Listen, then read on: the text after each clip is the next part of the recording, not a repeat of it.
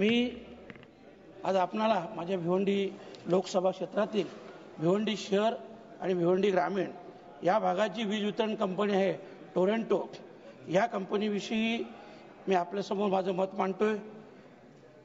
अध्यक्ष महोदय, 2007 सालापासून जेव्हा ही कंपनी भिवंडी शहर आणि ग्रामीण भागात आली तेव्हापासून तर आतापर्यंत 18 वर्षात साधारणतः 20 ते 25 मोर्चे या कंपनीच्या विरोधात हजारो लोकांचे मोर्चे हे निघालेले आहेत।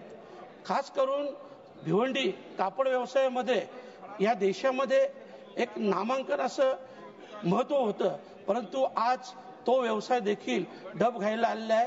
हजारो लोकांचा रोजगार हा बुडालेला आहे। अध्यक्ष महोदय, ही वीज वितरण कंपनी मनमानीप्रमाणे लोकांच्या घरात घुसून जी फाईन करायची फाईन करतोय।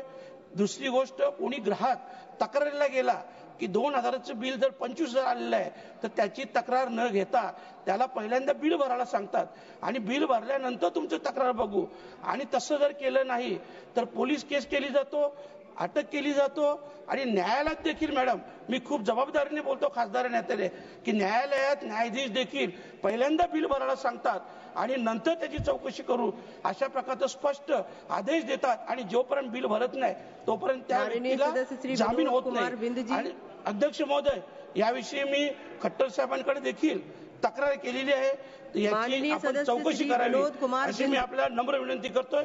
धन्यवाद। एक्सप्रेस न्यूज हिंदी पर वीडियो देखने के लिए करें लाइक, शेयर और सब्सक्राइब। बेल आइकन दबाना ना भूलें।